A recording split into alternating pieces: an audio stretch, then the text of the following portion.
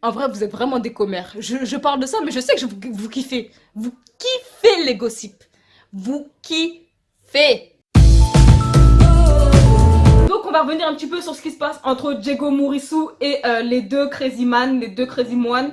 Bref, entre ces deux-là.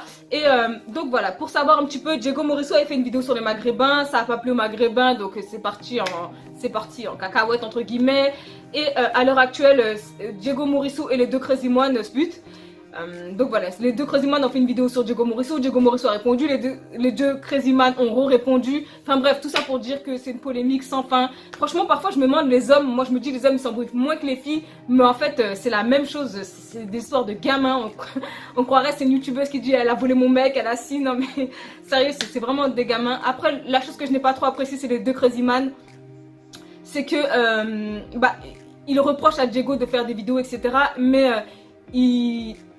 ils font du plagiat sur ce que fait Diego Morisseau. Après, c'est un petit peu comme ça dans YouTube, hein, tout le monde fait un petit peu la vidéo. Mais par exemple, un exemple tout bête, Diego Morisseau avait dit qu'il allait faire une vidéo sur les Antillais. Bah, ils l'ont fait avant et tout ça. Je trouve que c'est pas très fair play. Idem, ils ont fait une vidéo sur les Maghrébins quand Diego Morisseau avait fait sa vidéo sur les Maghrébins. Sachant que, voilà, après une fois la polémique passée, forcément, les gens vont dire du bien sur les Maghrébins.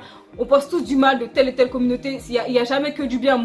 Tout le monde pense un peu de mal sur chaque communauté, c'est comme ça la vie, c'est comme ça, c'est comme ça. Vous parlez avec des Africains du Mali et de Guinée, les Africains du Mali vont vous dire du mal sur la Guinée et vice versa, c'est comme ça, c'est comme ça. Entre ethnies même parfois ils se chamaillent, c'est pas avec les autres communautés qu'on va pas que les gens que les gens ne vont pas se chamailler, c'est comme ça la vie. Et je trouve ça vraiment dommage de prendre les réseaux pour régler des comptes, pour des trucs plus des broutilles. Dans 2 mois c'est fini cette histoire et au final à quoi ça sert?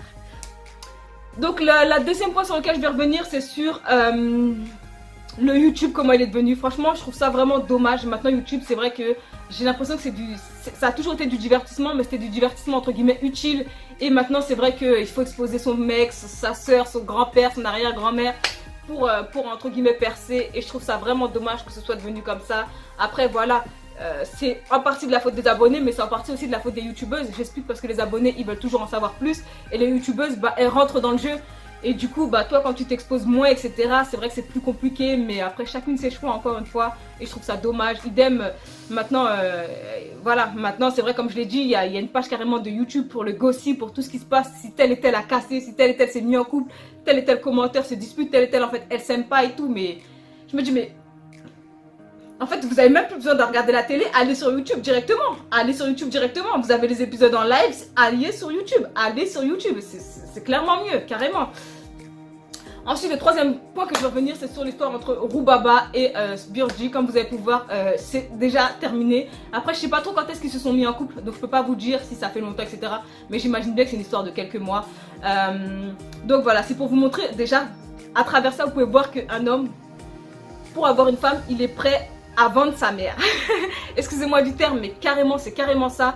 Le mec, en fait, il a largué la fille, entre guillemets largué, simplement parce qu'elle lui a dit de pas poster une vidéo. En fait, je sais pas si vous vous rendez compte. C'est-à-dire, demain, le mec, t'as un enfant avec lui, tu veux pas mettre ton enfant sur les réseaux, le mec, il dit, bah, je suis plus peur de l'enfant. C'est quel genre d'homme? Mais c'est vraiment quel genre d'homme? Vraiment, autant, j'aime pas me mêler de ce qui se passe, mais là, je me dis, mais c'est... En fait, c'est juste pas possible. C'est juste une prévention pour vous, les filles. Faites attention. Les hommes vraiment sont sans scrupules. Vous voyez, en fait, il a tiré ce qu'il avait à tirer et en fait, il s'est barré ensuite. Salam. C'est quel genre d'homme ça? Et le pire, c'est que cette fille-là, en fait, quand tu la vois, tu la juges, tu te dis, mais attends, regarde la fille, etc. Parce qu'elle a l'air extravagante, mais elle est extravagante et naturelle à la fois. C'est ce qui est drôle, en fait. Elle est d'apparence très superficielle et intérieurement super naturelle. Et ça se voit que c'est une fille toute mignonne. Et tu vois, c'est un peu le genre Loana, tu sais, un peu bimbo. Quand tu le vois d'apparence, tu te dis, non, mais attends, c'est quel genre de fille ça? Et quand elle parle, etc., elle est marrante, enfin, c'est vraiment dommage. Donc faites attention à vous aussi. Et aussi, si vous commencez sur YouTube, n'exposez pas toute votre vie, si pour après rajouter un petit peu, excusez-moi, mais un petit peu comme aussi en Johnny Phoenix, on voyait à chaque fois ces hommes, etc. Enfin, je sais pas, je trouve ça, je sais pas, c'est à vous de voir ce que vous voulez montrer, mais sachez vous préserver un petit peu. Vous voyez, il y a des youtubeuses carrément, elles ont supprimé les vidéos qu'elles faisaient avec leurs frères et leurs sœurs, etc. Enfin, nous-mêmes on sait que exposer trop sa vie c'est pas bon. En fait tu marches dehors, les gens ils font comme si ça mieux ta vie que toi, c'est pas normal. Donc à vous de savoir ce que vous voulez montrer sur YouTube. Ce qui se passe sur YouTube, c'est Enjoy Phoenix, comme vous avez pu le voir, comment dire, elle a décidé d'arrêter de surconsommer en fait, de recevoir trop de produits, et je la comprends totalement. Quand je vois que les filles reçoivent des 40, 50 teintes, etc., alors que la fille elle a besoin d'un tout casser de 2 teintes, je me dis c'est juste de l'abus, c'est vraiment abusif. Moi je me suis déjà dit, moi personnellement je me suis dit, c'est ultra dommage aussi parce qu'en fait grâce à YouTube tu gagnes de l'argent. En plus, elle, ça fait des années qu'elle est sur YouTube, et je trouve ça dommage aussi qu'elle n'organise pas plus de concours. Toutes les youtubeuses réunies, toutes, même celles avec des perruques. En fait, je vous comprends même pas. Les filles, elles ont 25, 26 perruques. Elles sont là, elles préfèrent les couper. Parfois, elles reçoivent du 25 pouces, elles le coupent en 14 pouces.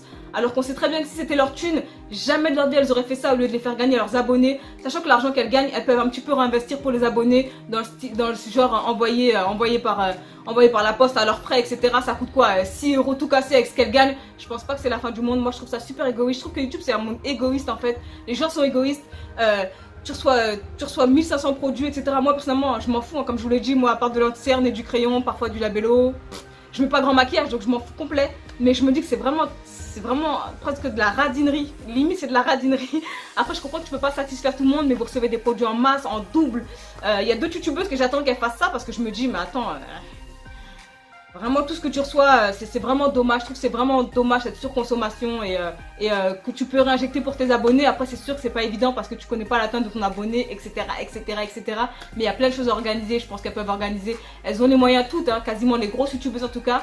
Je pense qu'elles ont les moyens de prendre une salle et de faire gagner à leurs abonnés simplement etc. En gérant, en machin les teintes, etc. De montrer les teintes aux abonnés, de leur faire gagner. Je pense qu'elles ont moyen de faire ça et je trouve ça dommage. Et je trouve ça vraiment dommage de pas faire profiter les autres. Moi personnellement, c'est dans cette optique que je suis sur YouTube. Je me dis que je ferais gagner pas mal de choses, des perruques, ça me sert à rien. Je mets pas de perruque déjà.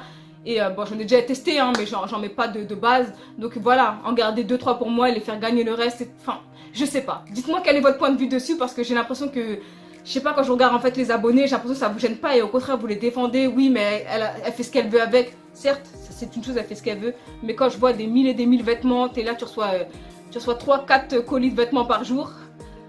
Prends une commande, passe une commande. Dis à une de tes abonnés de passer une commande. Reçois-la chez toi, présente les vêtements.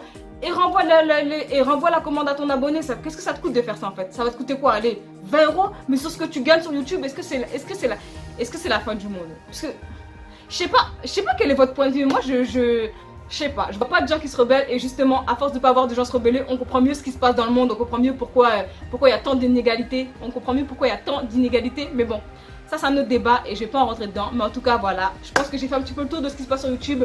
Aussi, je trouve que YouTube c'est de plus en plus jeune, ça veut dire que il y a beaucoup de jeunes sur YouTube. Je sais pas si c'est un bon point, je sais pas si c'est une bonne chose ou une mauvaise chose.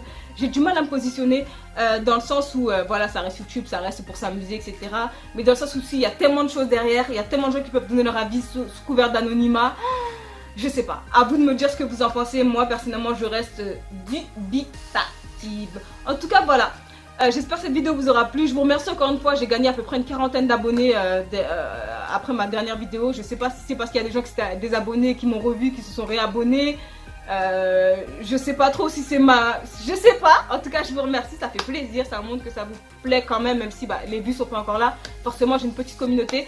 Mais en tout cas, on approche bientôt des 1000 et je tenais à vous remercier.